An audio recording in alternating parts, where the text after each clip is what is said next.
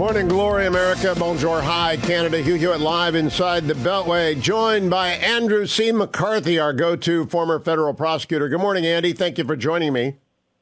Hugh, it's my pleasure. Andy, there are 5 categories of people on broadcast media or in print commenting on this. Non-lawyers, and I don't care what they think. Lawyers, and I really don't care what they think. Lawyers who have worked at DOJ, I begin to pay attention. Lawyers who have worked at DOJ with security clearances, that would include me, and I pay very close attention. And then there are lawyers who have held security clearance at the highest level who've actually tried cases involving classified documents. That's the highest level of authority, and that's you, right? You've done that, and you are that. Yeah, for better or worse. Have you seen many other people on television commenting about this case who have actually held clearances and tried cases involving top secret documents?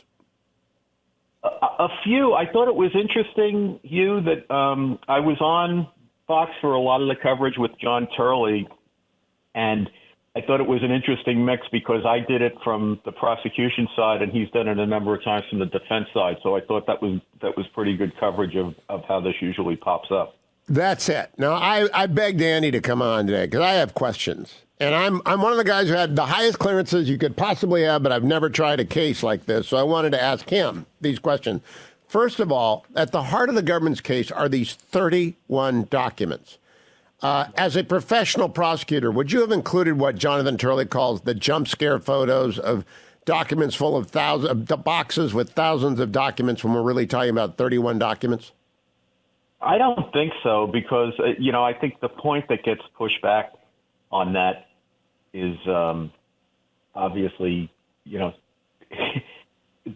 subpoena or the search warrant was overbroad in a sense that they tried to criminalize the Presidential Records Act so that the National Archives, having asked for like over a year for Trump to give this stuff back, they didn't really, they wouldn't have kept asking if they had had a legal mechanism to get it back. So what they did was get the Justice Department to stitch onto its search warrant a general criminal statute about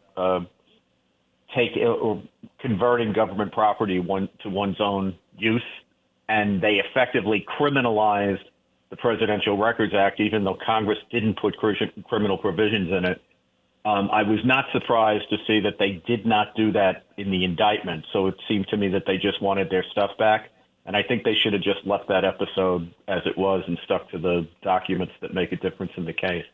All right, those 31 documents, this is a key question for me. Do you think the jurors are going to have to actually eyeball those documents and be persuaded of their importance before they can convict on those 31 counts? Not talking about obstruction. That's pretty cut and dry, and I kind of agree with Bill Barr. It looks very bad for the former president on obstruction.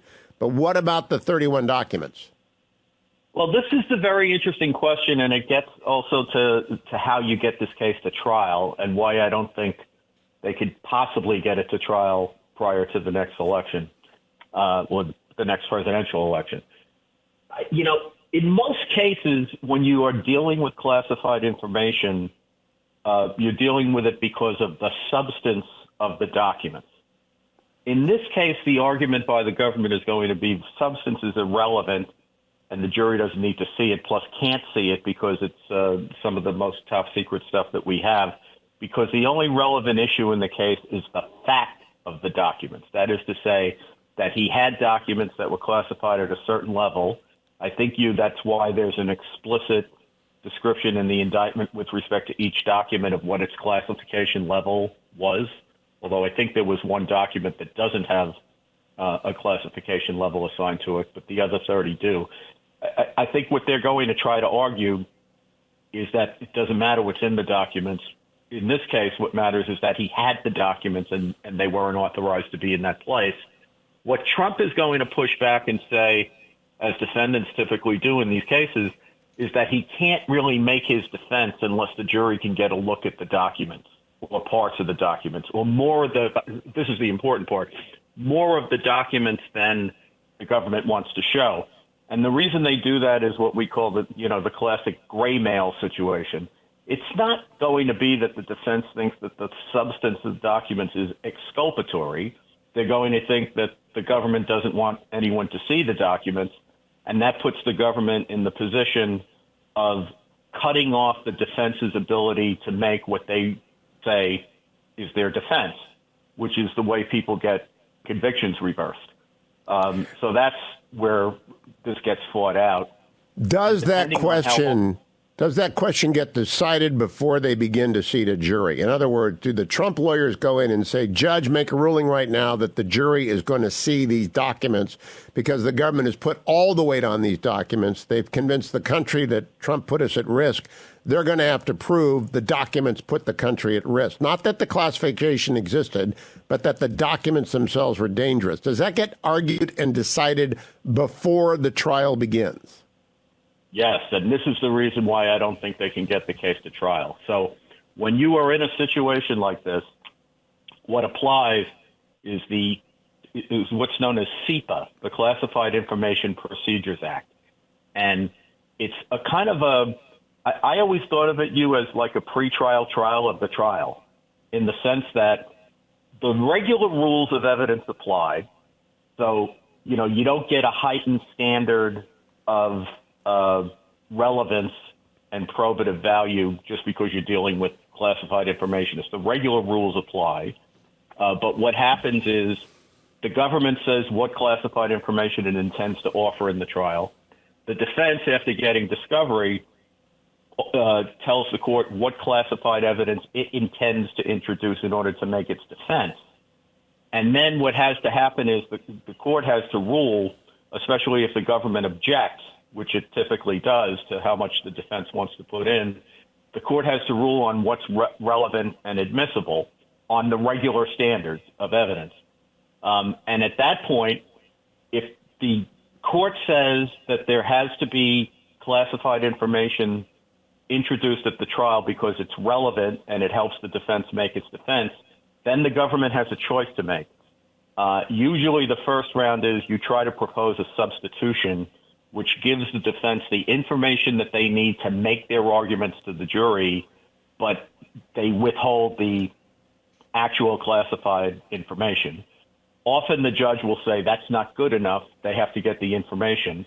And then the way the law works is the Justice Department and the executive branch are supreme in the area of classified information. The judge is supreme as to the litigation. So what happens is the attorney general can order the judge not to allow certain documents to come into the case. The judge then can say, okay, fine, but then these counts have to be dismissed, or perhaps even the whole indictment has to be dismissed because the defense can't get a fair trial without, this information. That takes a long time to play out. Just to give you a quick sense of this, in the blind shake case, for example, we had an issue about Pakistan acting as our cutout in Afghanistan when we were supporting the Mujahideen during the war against the Soviets. I can talk about this now because it got declassified during the 9/11 Commission hearings, but I wasn't allowed to talk about it before that. But we had an 18-month litigation, and I think by the time we finally got to trial, I read a 9-line stipulation to the jury about what the of Pakistan was. And by the way, Andy, you had clearances. Did the defense attorneys get clearances? Will if these documents are successfully entered into the case as necessary by Team Trump, does every juror need a full-field background investigation? Every alternative juror? Do we need skiffs all over the place? You've been there. Tell me. Yeah, you're not going to need clearance for the jury, more than likely. I've never heard of a case where that had to happen because they will figure out what will happen, is the evidence that ultimately comes into the trial is going to be declassified. The question in the CIPA question is what evidence is going to be declassified? In other words, when the defense says we need this classified information to make our defense, the government can do one of two things. I mentioned propose a substitution. The other obvious thing it can do is just declassify it. But one way or the other, the evidence that comes in at the trial is going to be public.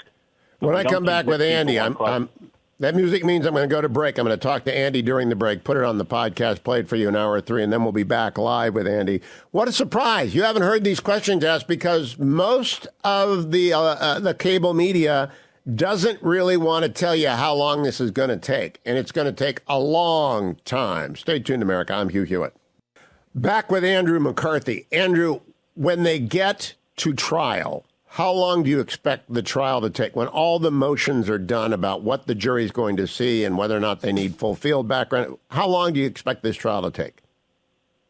I actually think the trial will be fairly quick, which, relatively speaking, I mean, I'm talking to somebody who's tried a 17-month case. I think it probably wouldn't take more than, 4 or 6 weeks to try this case. It'll be much harder to get there. The journey will be harder than once you get to the destination, I think.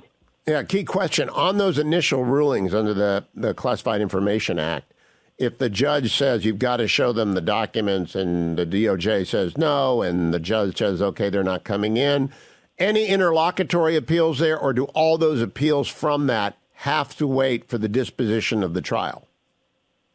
There have been cases where there have been interlocutory appeals, particularly with respect to, when the government loses a motion pre-trial and it affects the evidence that the government can put in at trial.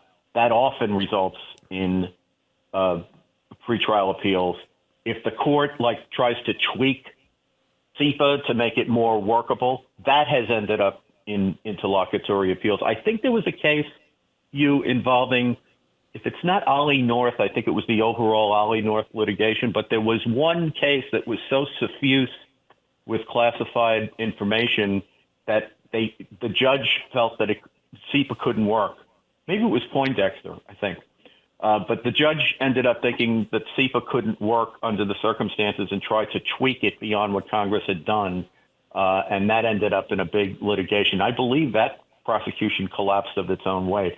This is so Andy, why would they have waited until now? They're going to be in the middle of the debates. I mean, the earliest this trial can happen, it's just not going to be impossible to get it out of the electoral process, is it?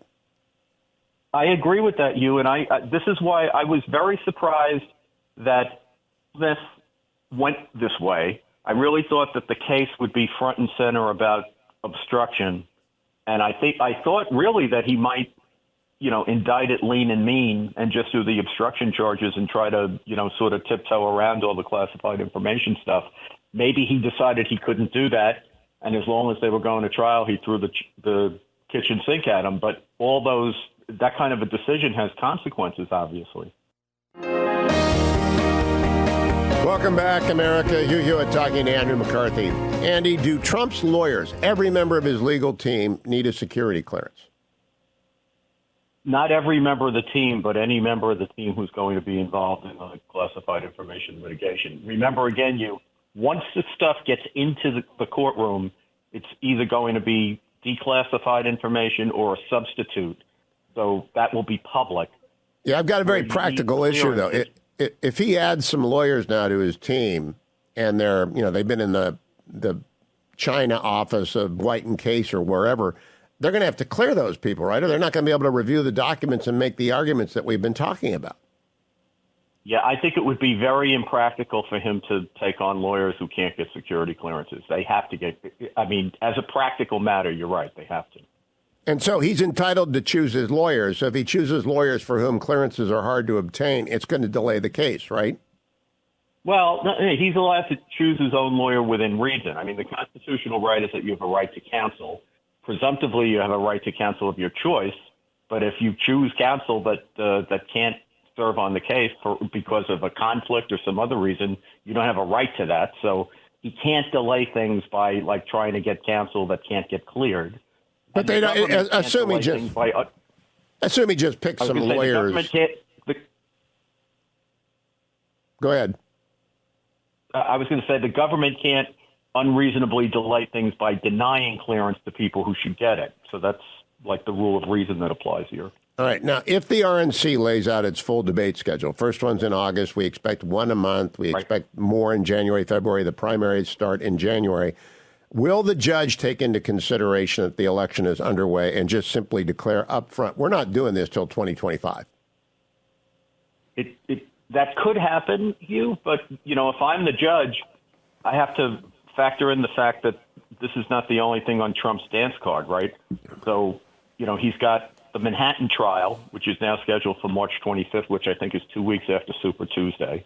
But even before we get that, we're going to get indictments probably in Georgia, first or second week of August. He is scheduled, a lot of people are not focused enough on this. I think this could be a big deal. But on October 3rd, the trial in New York of the civil fraud case that was brought by Letitia James, the Attorney General in New York, that's supposed to start. That trial's going to take a few weeks. And as we saw with his E. Jean Carroll case, being the defendant in a civil case where you're expected to testify and they can comment if you don't testify, that's a big problem. It's not an easy thing to navigate. This is a nightmare. Now, this is the key question. Most people are arguing either about how bad it was or how bad the double standard is. I'm trying to talk both. Is the standard applied to Trump to charge the same one that the Department of Justice is obliged to use vis-a-vis President Biden's garage documents? Because while the obstruction isn't there, and correct me if I'm wrong, giving the documents over doesn't do anything to the counts that would be Espionage Act relevant and equal. It's just that Biden didn't obstruct once he was discovered. So the 31 depends on the documents he had, right?